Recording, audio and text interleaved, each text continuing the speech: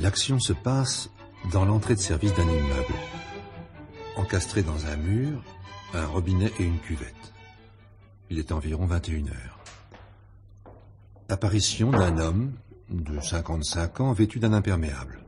On voit que l'homme est en smoking. Il a sous le bras une bouteille enveloppée dans du papier blanc. L'homme se dirige vers le robinet. Ne peut pas vous ouvrir la porte de ma loge. Je suis enrhumé. Si vos mains sont tachées de cambouis et que vous ne voulez pas arriver dans cet état la soirée que donne la marquise, allez vous nettoyer dans l'entrée de service. Il y a un robinet. Voilà ce que m'a répondu la concierge de l'immeuble où habite la marquise. L'homme ouvre le robinet. L'eau ne coule pas. Pas d'eau. La tête que va faire mon amie de toujours, la marquise, en me voyant arriver chez elle, les mains tachées de cambouis. Elle qui répète à tout propos, « Vous êtes mon petit lord Fauntleroy. » Il n'est pas à prendre avec des pincettes ce soir, le petit lord Fauntleroy. Ça m'apprendra à vouloir jouer les manuels. Écrire un poème de 200 vers en un quart d'heure est pour moi un jeu d'enfant, mais planter un clou dans un mur exige de ma personne un effort considérable. Et lorsqu'on n'est pas capable de planter un clou dans un mur, le danger est grand de vouloir réparer un moteur. Mais ce qui est fait, et me voilà bien puni. Allons affronter d'un air faussement nonchalant le regard horrifié de la marquise. L'homme se dirige vers la sortie. Apparition soudaine de deux jeunes femmes vêtues de longues capes noires qui leur tombent jusqu'aux pieds. Elles portent sur la tête une coiffe blanche, ornée d'une cocarde tricolore, et tiennent chacune à la main un escabeau. Venir s'asseoir sur des escabeaux avec sur la tête des coiffes ornées de la cocarde tricolore à 9 heures du soir, dans l'entrée de service d'un immeuble, est au premier abord assez surprenant. Alors, et ta bohémienne? Je l'ai vue ce matin. Qu'a-t-elle prédit? Que j'allais me trouver face à face avec un homme accusé d'avoir eu des rapports secrets avec un ennemi du peuple. La bohémienne n'avait pas menti. Cet homme est devant nous. Mais pourquoi cette jeune femme me désigne-t-elle du doigt? Si cet homme est reconnu coupable de ce qu'on lui reproche, sa vie ne tient plus qu'à un fil. Ça, tu peux le dire. À un fil. Mais ces deux jeunes femmes me regardent avec un drôle d'air. On a l'impression que je suis l'homme dont elles parlent. Mais que font les autres? Ils sont certainement encore à la section. La section? Mais quelle section? Apparition soudaine de deux jeunes gens. Ils sont vêtus de longues capes noires qui leur tombent jusqu'aux pieds et sont coiffés d'un bonnet phrygien. Ils tiennent chacun à la main un escabeau. Ils vont s'asseoir à côté des deux jeunes femmes. Nous nous demandions si vous alliez venir. Oui, nous nous demandions si vous alliez venir. Nous étions retenus à la section. Un travail urgent à faire. Les deux jeunes gens arrivent en retard à cause d'un travail urgent à faire à la section. Mais quelle section? Apparition soudaine d'un homme de 45 ans. Il est vêtu d'une longue cape noire qui lui tombe jusqu'aux pieds et sa tête est coiffée d'un bonnet phrygien. Il tient lui aussi à la main un escabeau. Le nouveau venu va s'asseoir à côté de ceux qui sont déjà là. Nous appellerons le citoyen, le nouveau venu. Ne nous dis pas qu'un travail urgent à faire à la section est la cause de ton retard. Si. Ce soir, la section est en pleine ébullition. Toujours la section. Mais de quelle section s'agit-il? Lorsque je suis arrivée avec Antoinette, l'homme qui est debout devant nous avec une bouteille sous le bras allait s'enfuir. Oui, il allait s'enfuir. Il n'a pas l'air bien dangereux. Charlotte Corday paraissait douce et tendre. Et cependant, elle a assassiné l'ami du peuple. Tu as raison. Dans la vie, il ne faut jamais se fier aux apparences. Pauvre Marat, l'ami du peuple. Mais que vient faire ici Marat, l'ami du peuple? Citoyen. Et pourquoi m'appelle-t-il citoyen? Citoyen, que tiens-tu sous le bras? Une bouteille. À qui veux-tu offrir cette bouteille? À une marquise. À une marquise. Tiens. À une marquise qui est une amie de toujours. Et tu dis cela sans trembler. Il n'y a vraiment pas de quoi. Il est courageux. Donc, tu avoues la tête haute que tu as des rapports avec des ci-devant. Ci-devant? Le mot te fait rire? Oh oui, me fait rire. Il est téméraire. Sais-tu ce qu'il en coûte d'avoir des rapports avec des ci-devant? Non, mais je devine que vous allez me l'apprendre. La mort. C'est tout? Il n'est ni courageux ni téméraire, il est inconscient. Ainsi donc la guillotine ne te fait pas peur. Si la lame est mal aiguisée, on a des chances d'en réchapper. Apprends que la lame est aiguisée chaque matin. Chaque matin? Chaque matin. Et avec soin. Ah, ça, c'est ennuyeux. J'aime à te l'entendre dire. Si la lame est aiguisée chaque matin avec soin, les chances de redescendre les marches de l'échafaud avec sa tête sur les épaules diminuent. Elle diminue singulièrement. Mourir guillotiné ou mourir dans son lit, la différence n'est pas très grande, après tout. Il faut bien mourir un jour. Lorsqu'on meurt dans son lit, on meurt plus vieux. Ah, pas toujours. Pas toujours. Ainsi donc, la mort ne te fait pas peur. Je ne dirais pas que je l'affectionne particulièrement, mais elle ne me fait pas peur. Au-delà de la mort, il y a autre chose. Tu le crois vraiment? Je le crois vraiment. Et qu'y a-t-il, d'après toi, au-delà de la mort? Un royaume de lumière. Et tu te vois déjà te promener les bras ballants en sifflant dans ce royaume de lumière? En sifflant, peut-être pas, mais les bras ballants, sûrement. C'est un illuminé. Illuminé, c'est un mot à employer avec précaution. N'oubliez pas que lorsque Fulton est venu proposer au camp de Boulogne son bateau à vapeur à Napoléon, celui-ci l'a pris pour un illuminé. Fulton? Napoléon? Nous n'avons jamais entendu parler de ces gens-là. Que le nom de Fulton vous soit inconnu passe encore, mais ne me dites pas que vous n'avez jamais entendu parler de Napoléon. Mais qui est Napoléon? Napoléon Ier. Napoléon Ier. L'empereur. Mais quel empereur? Il existe donc encore en 1980 des gens qui n'ont jamais entendu parler de l'empereur des Français. Nous ne sommes pas en 1980. Nous ne sommes pas en 1980. Non, nous sommes en 1793. Il y a de quoi rire. Je ne vois pas ce qu'il y a de risible d'être en 1793. Raisonnons. Je pénètre dans ce lieu le 9 février 1980 pour me laver les mains à ce robinet. Or, quelques minutes plus tard, après l'apparition de gens inconnus porteurs d'escabeaux, je ne suis plus en 1980, je suis en 1793. Vous me direz ce que vous voulez, mais c'est difficile à croire. Nous sommes en 1793. Demandez à mes amis. En quelle année sommes-nous? En 1793. Voilà. Vous êtes convaincus? Pas du tout. Je prétends, moi, que nous sommes en 1980. Mais prétendez ce que vous voulez, c'est votre droit. Il n'empêche que nous sommes en 1793, que vous le vouliez ou non. Vous êtes têtu. Ah, vous aussi. Moi, j'ai raison. C'est nous qui avons raison. Ah, ce sont des fous. Ou alors j'ai fait un bond en arrière dans le temps, voilà la question. Et puis-je savoir ce que vous faites ici, assis sur des escabeaux, le soir du 9 février 1793, ou peut-être est-ce indiscret? Ah, non, ce n'est pas indiscret. Nous sommes ici pour obtenir de vous un renseignement. Un renseignement? Quel renseignement? Vous êtes très lié avec le ci-devant comte de Vaucluse. Voilà du nouveau. Le comte de Vaucluse est un bandit ennemi de la République. Sa tête étant mise à prix, nous voulons savoir où il se cache. Et pour quelle raison, enfin si je ne suis pas indiscret, vous désirez mettre la main sur le comte de Vaucluse? Qu'a-t-il fait au juste? Il a été l'âme d'un complot. L'âme d'un complot? Quel complot? Un complot destiné à mettre fin au jour de Fouquier-Tinville. Ah, j'ignorais l'existence de ce complot. C'est facile à dire. Mais c'est plus difficile à prouver. Le comte de Vaucluse n'est pas un homme bavard. Il m'aime bien, oui, il m'aime bien, mais il ne me dit pas tout. Soutenez-vous que vous n'étiez pas au courant de ce complot? Voulez-vous ma parole d'honneur? Nous n'avons que faire de votre parole d'honneur. Alors je ne vois pas de quelle façon je peux vous prouver la véracité de ce que je soutiens. Vous ne le pouvez pas. Non, vous ne le pouvez pas. Dans ce cas, je préfère me retirer. Vous retirez. En voilà une idée saugrenue. Camille, va te placer devant la porte et empêche ce drôle de citoyen de sortir. Voilà qui est fait. Je préfère vous avertir tout de suite que je n'aime guère que l'on emploie avec moi la manière forte. Si on l'emploie, je me rebiffe. Vous n'en aurez pas la possibilité. Camille est plus grand et plus fort que vous. C'est vrai, citoyen. Camille est plus grand et plus fort que vous. Arrangeons plutôt les choses à l'amiable. Si vous vous montrez conciliant, cela peut s'arranger très facilement. Et que dois-je faire pour me montrer conciliant? Avouez que le comte de Vaucluse vous a révélé l'existence du complot contre Fouquier-Tinville. Si je me tais, les choses peuvent tourner mal, avouons. Eh bien, oui, le comte de Vaucluse m'a révélé l'existence du complot contre Fouquier-Tinville. Eh bien voilà, ce n'était pas plus difficile que ça. À combien se montait le nombre des conjurés? À 2? À 2 seulement? Oui, à 2 seulement. Le comte de Vaucluse, ça fait 1. Qui était le deuxième conjuré? Un bossu. Un bossu. Oui, un bossu, un très petit bossu. Le nom de ce petit bossu? Je l'ignore. Le comte de Vaucluse a tenu son nom secret. De toute façon, aujourd'hui, cela n'a aucune importance. Pourquoi? Parce que le petit bossu n'est plus de ce monde. Tiens. Oui, il s'est jeté dans la Seine du haut du pont Neuf hier matin. Et pour quelle raison?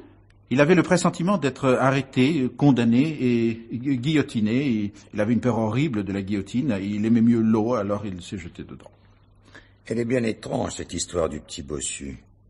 Oui, bien étrange. Elle est étrange, mais elle est réelle. Le petit bossu a eu tort de se noyer. La République ne guillotine pas les infirmes. Bon, alors oublions l'histoire tragique du petit bossu et dites-nous comment les deux conjurés comptaient s'y prendre pour mettre fin au jour de Fouquier-Tinville. C'est toute une histoire. Mais encore? Le comte de Vaucluse et le petit bossu n'ignoraient pas que Fouquier-Tinville est un homme d'une exactitude extrême. C'est vrai, c'est un homme d'une exactitude extrême. Fouquier-Tinville arrive chaque matin à son bureau à 9h. Ce n'est pas à 9h moins 1 ou à 9h01, c'est à 9h. Fort de ce renseignement, les deux compères avaient le projet de déposer une machine infernale sous les marches de l'escalier qui conduit au bureau de celui qui fait trembler la France. La machine infernale devait exploser à 9h, l'heure précise à laquelle le pourvoyeur en chef de la guillotine va se mettre au travail. Le suicide non prévu du petit bossu a fait échouer l'attentat. Au fond, le petit bossu, en se jetant du haut du Pont-Neuf, a rendu un service immense à la République. Ah, vous en ferez ce que vous voudrez, mais moi je prétends que la République devrait lui élever une statue. Ah, c'est un héros involontaire, mais c'est tout de même un héros. Oublions ce héros involontaire et revenons au comte de Vaucluse. Où se cache-t-il? Comment le saurais-je? Vous le savez. Ne le contrarions pas. Si je vous révèle l'endroit où vous pouvez mettre la main sur le comte de Vaucluse, me laisserez-vous sortir d'ici? C'est probable. Le comte de Vaucluse se cache près du Palais Royal, rue de l'Échelle. Le numéro de la maison? 54. J'ai un ami qui habite rue de l'Échelle. Elle n'a que 30 numéros. Ah, si la rue de l'Échelle n'a que 30 numéros, le comte de Vaucluse ne peut pas se cacher au 54. C'est pas bien de mentir. Pardonnez-moi, je me suis trompé, c'est pas au 54, c'est au 24. À quel étage du 24 se terre le comte de Vaucluse? Au 3e. Au 3e à droite ou à gauche? À droite? Le comte de Vaucluse est-il seul dans l'appartement? Non, il est avec sa maîtresse. Ah, on l'a souvent aperçu avec une grande brune aux yeux verts. Ah, c'est en effet une grande brune aux yeux verts. Ceux qui l'ont vue la trouvent bien laide. Oh, elle est encore très jeune, en vieillissant, elle peut s'arranger. Ce n'est pas sûr. Dans la vie, qu'est-ce qui est sûr? Et quel est le nom de la maîtresse du comte de Vaucluse? On me l'a dit, mais je m'en souviens pas. Et son prénom? Éléonore. L'aînée des filles du menuisier chez qui habite Robespierre s'appelle Éléonore. Ah oui, Éléonore Duplay. Connaissez-vous les Duplay? Oh, ils m'ont invité une fois à déjeuner chez eux, des gens charmants. Leur logis est très agréable. Je ne sais pas si vous le savez, mais l'endroit où ils habitent est une ancienne dépendance du couvent des religieuses de la Conception. Quel homme est ce Duplay? Le maître menuisier est un homme modeste, très honnête et très bon. Mais c'est également un grand patriote, un patriote courageux. Je vais vous en donner la preuve. Un soir où Robespierre lui avait demandé ce qu'il avait fait dans la journée, Duplay lui a répondu « Est-ce que je vous demande, moi, ce que vous avez fait au comité de salut public ?» Eh bien, ce soir-là, l'ancien avocat d'Arras a piqué le nez dans son assiette.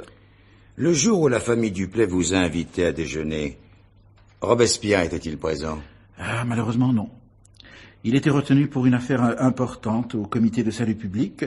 Ah, s'il avait été là, j'aurais pu me lier d'amitié avec lui. Ce qui, entre nous, arrangerait bien aujourd'hui vos affaires. Ah, j'ai beaucoup regretté l'absence de l'incorruptible. J'aurais bien aimé lui poser des questions. L'incorruptible répond rarement aux questions. D'habitude, c'est plutôt lui qui les pose. Ah, bien, j'aurais répondu à ces questions. Après tout, je n'ai rien à me reprocher. Et les rapports que vous avez eus avec le comte de Vaucluse? Oh, c'est une vieille histoire. Une vieille histoire? Moi, je la trouve très jeune. À propos du comte de Vaucluse, on vous a vu vous promener il y a quelques jours dans Paris avec son frère. Ne dites pas du mal de son frère. Il a participé à l'attaque des Tuileries, et ce jour-là, il était du côté du peuple. Il y avait une foule considérable le jour de l'attaque des Tuileries. Beaucoup de gens peuvent prétendre. Moi, j'y ai joué un rôle. Le jour de l'attaque des Tuileries, étiez-vous parmi les combattants? Oui. Moi aussi. Moi également. Comme le jour de l'attaque des Tuileries, il y avait une foule considérable, et il est difficile de prouver votre présence à tous trois parmi les combattants. Camille, tu m'as vu parmi les combattants le jour de l'attaque des Tuileries. Ah, à cette époque, je ne te connaissais pas encore, mais tu étais parmi les combattants, puisque tu le dis. Et toi, Jacques? Moi non plus, à cette époque, je ne te connaissais pas encore. Mais tu étais parmi les combattants puisque tu le prétends. Camille, Jacques, réfléchissez bien. N'avez-vous pas aperçu le 10 août 1792 Un combattant qui brandissait une pique sur laquelle était plantée la tête d'un garde suisse. Mais le 10 août 1792, j'ai aperçu beaucoup de combattants qui brandissaient une pique sur laquelle était plantée la tête d'un garde suisse. Moi aussi. Eh bien, l'un des combattants qui brandissait une pique sur laquelle était plantée la tête d'un garde suisse, c'était moi. Et toi, n'as-tu pas croisé sur ton chemin un homme qui criait très fort « À bas la royauté » ? Le 10 août 1792, j'ai croisé sur mon chemin beaucoup d'hommes qui criaient très fort « À bas la royauté ». Eh bien, l'un de ces hommes, c'était moi. Vous deux, n'avez-vous pas remarqué dans la foule un inconnu qui brandissait en hurlant un grand couteau? Le 10 août 1792, dans la foule, il y avait beaucoup d'hommes qui brandissaient en hurlant un grand couteau. Ah oui, il y en avait beaucoup. Eh ben, l'un de ces inconnus, c'était moi. Êtes-vous satisfait des preuves que nous vous apportons? Ce sont des preuves bien fragiles. Si je suis satisfait, c'est bien pour vous faire plaisir. Oublions notre présence à tous trois parmi les combattants et parlons de celle du frère du comte de Vaucluse. N'importe qui peut prétendre que le jour de l'attaque des Tuileries, il était du côté du peuple. Le frère du comte de Vaucluse a des défauts, c'est certain, mais je ne le crois pas menteur. Le frère du comte de Vaucluse a le sens de la famille. Il est prêt à jurer n'importe quoi pour sauver la tête de son aîné. Qui pourrait le lui reprocher? C'est beau d'avoir le sens de la famille. Oui, c'est beau. À condition que cela ne porte pas atteinte aux intérêts de ceux qui ne sont pas de cette famille. Pour savoir si oui ou non le frère du comte de Vaucluse a participé à l'attaque des Tuileries du côté du peuple, il reste une solution. Interrogez-le. Ce serait en effet la solution la meilleure. Malheureusement... Malheureusement? Le frère du comte de Vaucluse a disparu. Est-ce possible? On le prétend parti pour Bordeaux. Ah, belle ville. Mais grande. Et si mes affaires m'appellent à Bordeaux, tout peut arriver. Je tâcherai de savoir si quelqu'un a vu le frère du comte de Vaucluse et, discrètement, sous pli fermé, je vous enverrai son adresse. Comptez sur moi. Mesdames, Messieurs, je vous souhaite une joyeuse nuit. Un instant. Où allez-vous? Je vais chez mon amie, la marquise, si vous n'y voyez pas d'inconvénient. Quel âge a cette marquise? 75 ans. Mais elle est encore très bien. Cette marquise connaît-elle le comte de Vaucluse? Oh, cela m'étonnerait. Oui, cela m'étonnerait. Pour quelle raison vous rendez-vous chez la marquise? Parce qu'elle donne une soirée. Y aura-t-il des ci-devant parmi les invités? Oh, c'est pas impossible. Notre section, la section des vengeurs du peuple, n'aime pas beaucoup que des ci-devant se réunissent. Oh, c'est une réunion tout à fait anodine. On boira et on dansera, c'est tout. On parlera aussi. Oh, pour dire des futilités. Des réunions de ce genre, cela ne va pas très loin. Non, vraiment, il n'y a pas de quoi fouetter un chat. Vous le prétendez? Non, vous pouvez me croire. Pas l'ébauche du plus petit complot contre les amis du peuple? Qu'allez-vous imaginer là? Les gens qui vont venir sont tous des amis du peuple. Si quelqu'un se permettait de dire du mal du peuple, j'y mettrais tout de suite le holà. Vous l'aimez bien, vous, le peuple? Je l'adore. Je dirais plus, j'ai un faible pour lui. Mesdames, Messieurs. Un instant. Écoutez-moi bien. Je vous trouve d'un commerce agréable et vous êtes entouré d'amis charmants. D'autre part, je veux bien admettre, si cela vous fait plaisir, que nous sommes en 1793, mais les plaisanteries les plus courtes étant les meilleures, je vous demande la permission de quitter ce lieu au plus vite. Il n'en est pas question. Nous avons encore beaucoup de choses à vous demander. Camille, empêche le citoyen de sortir. Il ne sortira pas. Voyons les choses que vous avez à me demander. D'abord votre identité. Théodore de Reste, Âge? 55 ans, Profession? poète. Avez-vous approché un de vos confrères, André Chénier? Non, je n'ai pas eu ce privilège, mais c'est un confrère à qui je porte une grande admiration. Mourir sans vider mon carquois, sans percer, sans fouler, sans pétrir dans leurs fanges, ces bourreaux barbouilleurs de loi, ces tyrans effrontés de la France asservie, égorgés, ô mon cher trésor, ô ma plume, fiel, bile, horreur, Dieu de ma vie, par vous seul je respire encore. Ah, un grand poète, André Chénier, un très grand poète, André Chénier. André Chénier ne fera pas de vieux os. Je sais, mais son nom restera dans l'histoire de la poésie française. Et le vôtre? Le bien? Oui, votre nom restera-t-il dans l'histoire de la poésie française? Oh, je n'ai pas cette prétention. Vous estimez donc que votre œuvre est une œuvre mineure? Mineure, non. Mais de là à être comparé à celle d'André Chénier, il y a malheureusement un pas. Tranchons le mot. Vous êtes un poète de salon.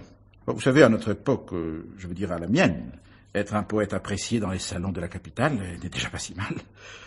On médite et pas à compte d'auteur. Je vis de ma plume. Oui, je vis de ma plume. Et de nos jours, je veux dire des miens, il y a fort peu de poètes qui vivent de leur plume. Je dirais plus, je suis une exception. Et vous en vivez bien? Oh, j'en vis très bien. Très très bien. Mes ennemis me reprochent même de jeter l'argent par les fenêtres. Et pendant ce temps, le peuple meurt de faim. Le peuple? Quel peuple? Le peuple de France. Ah, oui. Oui, il faut avouer qu'en 1793, le peuple de France ne mange guère à sa faim. Et cela vous laisse de glace? Oh, pas du tout, pas du tout. Je trouve cela navrant. Mais qui puis-je? Il ne vous est jamais venu l'idée de faire des dons aux pauvres? Ben si, naturellement. Mais vous me croirez si vous voulez, parmi mes relations, je rencontre rarement des pauvres. Descendez dans les rues de Paris. Cela fourmille de pauvres en 1793, les rues de Paris. Eh ben, je vais suivre votre conseil. Dès demain, j'irai place de la Révolution. Je rencontrerai sûrement des tricoteuses qui ne mangent pas à leur faim. J'espère qu'elles ne refuseront pas le bol que je pourrais leur faire. Elles ne la refuseront pas. Et elles vous remercieront de votre geste les larmes aux yeux. Ce sont des femmes très sensibles, les tricoteuses. Elles viennent tous les jours place de la Révolution au pied de l'échafaud pour crier « à mort, à mort, à mort », mais à part ça, elles sont bonnes comme le pain. Je n'en doute pas. Et si un jour vous montez à l'échafaud, elles se souviendront de vous. Ce jour-là, elles crieront « à mort, à mort, à mort », plus par habitude que par désir. Certainement. Cela ne m'empêchera pas d'avoir la tête coupée, mais cela mettra tout de même du baume au cœur. En attendant ce jour fatal entre tous, je vais être obligé de vous abandonner. Mesdames, Messieurs, au plaisir de vous revoir. Un instant. Vous n'avez rien oublié. Non, je ne bois pas. Je suis entré ici avec une bouteille et je sors avec cette bouteille. Vous avez oublié une chose. Laquelle? Vous avez oublié de nous donner les noms. Les noms? Quels noms? Les noms de ceux qui protègent en secret le comte de Vaucluse. Mais... Il nous faut ces noms. Mais... Il n'y a pas de mais. Vous ne voulez tout de même pas que nous vous fassions donner ces noms de force? De force? Oui, de force. Si je comprends bien, vous ne me laisserez sortir d'ici que si je vous donne les noms de ceux qui protègent en secret le comte de Vaucluse. Vous avez très bien compris. Il y a le duc de Saint-Émilion. Jamais entendu parler. Il y a un certain marquis de Haut-Brion. Jamais entendu parler. Il y a un certain comte de Château-Margaux. Le duc de Saint-Émilion, le marquis de Haut-Brion et le comte de Château-Margaux n'ont jamais figuré sur nos listes. C'est un oubli regrettable. Ce sont des noms qui gagnent à être connus. Aucune femme parmi les conjurés? Non, à part la maîtresse du comte de Vaucluse, mais c'est du menu frottant. Et la marquise chez qui vous vous rendez ce soir? Oh, elle est hors de l'affaire. Son grand âge en est la cause. Maintenant que je vous ai livré les noms de ceux qui protègent en secret le comte de Vaucluse, puis-je me retirer? Pas si vite. Êtes-vous marié? Non, je suis célibataire et heureux de l'être. Vous avez tout de même quelqu'un dans votre vie. Oui, naturellement. Ah, vous l'avouez. Pour quelle raison ne l'avouerais-je pas? Votre maîtresse est-elle sortie du peuple? Oui, et souvent dans son comportement, cela saute aux yeux. Le lui reprochez-vous? Oh, si je lui reprochais, cela ne changerait pas grand-chose. Est-elle au courant de vos agissements secrets? Mes agissements secrets? Je veux parler des rapports que vous avez eus avec le comte de Vaucluse. Encore le comte de Vaucluse? Pour ne rien vous cacher, il commence à m'énerver au plus haut point, le comte de Vaucluse. Il vous énerve peut-être, cependant vous avez eu des rapports avec lui. J'ai eu des rapports avec lui, mais maintenant c'est terminé. Allez le chercher au 24 de la rue de l'Échelle et qu'on n'en parle plus. Vous en entendrez parler encore. Après son arrestation, le comte de Vaucluse sera interrogé. Nul doute que dans l'espoir de sauver sa tête, il révélera des noms de ceux qui ont eu des rapports avec lui. Devant le tribunal, votre nom sera cité. Oh, ça m'étonnerait. Pourquoi? Parce que le comte ne connaît pas mon nom. Ça, je peux vous jurer qu'il ne le connaît pas. C'est étrange. C'est étrange, mais c'est ainsi. Pour quelle raison le comte de Vaucluse ne connaît-il pas votre nom? Parce que je ne lui ai jamais dit. Vous aviez sans doute une bonne raison. J'en avais une. Laquelle? Mais ça ne vous regarde pas. Tout nous regarde. Et moi, tout ce qui vous regarde m'ennuie. J'ai été patient, très patient. Moi qui d'habitude ignore la patience. Si vous voulez pas que je me mette en colère, je suis effrayant, vous savez, lorsque je me mets en colère. Il ne vous reste plus qu'une chose à faire. Laquelle? Me laisser partir. Si nous vous laissons partir, vous irez raconter notre face-à-face à la marquise. N'ayez aucune crainte, je me tairai, je ne tiens pas à passer pour un fou. La marquise vous considère-t-elle comme un être équilibré? Mon ami la marquise me considère comme un original, pas comme un fou. Maintenant, laissez-moi partir. Ah, je ne suis pas seul à décider de la chose. Il faut que je consulte mes amis. Doit-on laisser partir le citoyen Théodore de Rest? Moi, je suis contre. Moi aussi. Antoinette? Je suis contre aussi. Louise? Je suis toujours de l'avis d'Antoinette. Mes amis ne souhaitant pas votre départ, continuons donc notre entretien. En 1789... Ah, maintenant, nous ne sommes plus en 1793, nous sommes en 1789. En 1789, le peuple de Paris a pris la Bastille. J'aimerais, avant que vous ne sortiez d'ici, avoir votre opinion sur la prise de la Bastille. Vous la voulez? Oui. Oui, je la veux. Ah, vous allez être déçu. Ben, voyons toujours. La prise de la Bastille est l'idée la plus saugrenue qui soit. Mais la prise de la Bastille, c'est le point de départ de la Révolution française. Mais non, Mais si. mais non. Le point de départ de la Révolution française, c'est l'arrivée à Paris de Benjamin Franklin. L'arrivée à Paris de Benjamin Franklin. Certes. Avant son arrivée, fermentait dans des sociétés de penseurs l'esprit de la Révolution. Mais il fallait un levier pour ouvrir les vannes. Ce levier a été un homme, malin comme un singe, qui avait pour nom Benjamin Franklin. Son pied-à-terre parisien devient tout de suite le quartier général de tous les agitateurs de la capitale. Le père Franklin n'a aucune peine à éblouir ceux qui se rendent chez lui. Son pays, l'Amérique, est aux yeux de tous les Français un pays enchanté, qui possède un gouvernement de rêve, la démocratie. Après le départ de Benjamin Franklin, le grain est semé. Les agitateurs font partager à la noblesse les théories du visiteur étranger, et les princes de sang, les ducs, les comtes et les petits marquis clament vite et tout haut que la démocratie est le gouvernement idéal. Pour établir sur des bases solides ce gouvernement idéal, on va couper la tête à des milliers et des milliers de gens. Bah, est-ce que cela compte?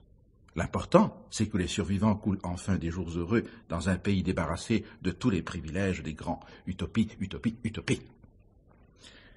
Mais oublions cette utopie, car le temps passe et mon amie la marquise va s'impatienter. Mesdames, messieurs. Notre face-à-face vous inspirera peut-être demain un poème? Ce n'est pas impossible. À la réflexion, je peux en tirer une centaine de vers. Le sujet en vaut la peine. Ceux qui liront mes vers les aimeront ou les détesteront, mais personne ne pourra nier l'originalité du sujet. Quel titre donnerez-vous à ce poème? Oh, la section. La section? Pourquoi la section? Ne faites-vous pas partie de la section des Vengeurs du Peuple? C'est juste. La section. Poème en vers de Théodore de Rest, avec les relations que je possède, il peut passer dans les 4 vérités. Les 4 vérités? Les 4 vérités est un journal. Pourquoi ce journal, dont je n'ai jamais entendu parler, s'appelle-t-il Les 4 vérités? À cause du principal personnage d'une pièce de théâtre, Le mariage de Figaro. Le mariage de Figaro. De Caron de Beaumarchais. Encore un ci-devant. Je n'ai jamais entendu parler de ce Caron et de sa pièce de théâtre. Ne me dites pas que vous n'avez jamais entendu parler du mariage de Figaro, qui a été représenté pour la première fois en 1783 dans la maison de campagne du comte de Vaudreuil. Encore un ci-devant. Et que disait-il dans sa pièce de théâtre, Caron de Beaumarchais? Il a dit ces 4 vérités à la noblesse qui, fort curieusement, ont été applaudies par les ci-devant. Parce que vous êtes un grand seigneur, vous vous croyez un grand génie. Noblesse, fortune, un rang, des places, tout cela rend si fier. Qu'avez-vous fait pour tant de bien? Vous vous êtes donné la peine de naître et rien de plus. Napoléon a dit de cette pièce, c'était la Révolution déjà en action. Napoléon. Napoléon Ier. Ah oui, l'empereur. Je vous ai déjà dit que je n'avais jamais entendu parler de lui. Si nous sommes, comme vous le prétendez, en 1793, vous entendrez certainement parler de lui dans 9 ans, en 1802. 9 ans, c'est loin. 9 ans, c'est rien dans l'histoire de la France. Mais plus de 40 minutes de retard pour mon rendez-vous avec la marquise, c'est beaucoup. Surtout lorsqu'on est comme moi, l'exactitude fait homme. Mesdames, messieurs, vous n'avez plus rien à me dire? Ma foi, non. Je peux m'en aller. Vous le pouvez. N'oubliez pas de transmettre mon meilleur souvenir au comte de Vaucluse. Il ne manquerait pas. Une question indiscrète. Comptez-vous rester longtemps ici? Cela dépend. En sortant de chez la marquise, ai-je une chance de vous revoir? Cela m'étonnerait. Ah, c'est dommage. Je commençais à m'habituer à vous. Vous êtes des gens surprenants. C'est rare dans la vie de rencontrer des gens surprenants. Et cela arrive. Mais c'est rare, très rare.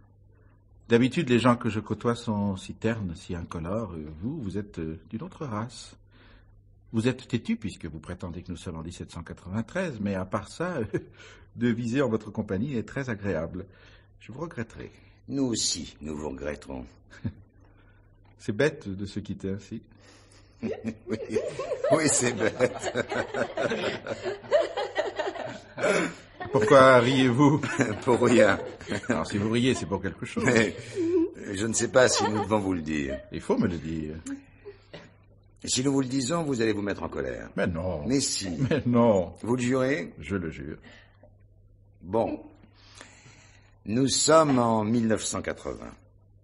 Pardon? Nous sommes en 1980 et pas en 1793. Oh, vous dites ça pour me faire plaisir. Mais non. Mais si. Mais non, non, non, non, non. Nous sommes en 1980. Alors expliquez-moi pourquoi vous êtes venu ici vous asseoir sur des escabeaux et dans cette tenue à 9 heures du soir? Parce que nous sommes des comédiens. Des comédiens? Nous sommes une troupe de comédiens et nous répétons une pièce de théâtre intitulée « La section des Vengeurs du Peuple ». Je comprends pas. Mademoiselle est la fille de la concierge de l'immeuble où habite la marquise, votre amie de toujours. Ce soir, elle a entendu sa mère vous dire d'aller vous laver les mains au robinet de l'entrée de service. Et comme nous répétions la section des Vengeurs du Peuple, dans un appartement inhabité, situé à côté de la loge de la concierge, nous avons décidé de vous rejoindre ici afin de voir ce que pourrait donner la rencontre d'un homme de 1980 avec des gens de 1793. Ah, ce n'est pas bête. Vous nous en voulez? Pas du tout. Non, j'ai trouvé cette rencontre très amusante, mieux instructive. Vous allez être en retard à votre rendez-vous avec la marquise. C'est juste. Eh bien, maintenant, continuez votre répétition sans moi. Cela n'aura plus la même saveur. Ah, que voulez-vous, c'est la vie. Adieu, citoyens. Adieu, citoyennes. Salut, Salut et fraternité. Salut et fraternité.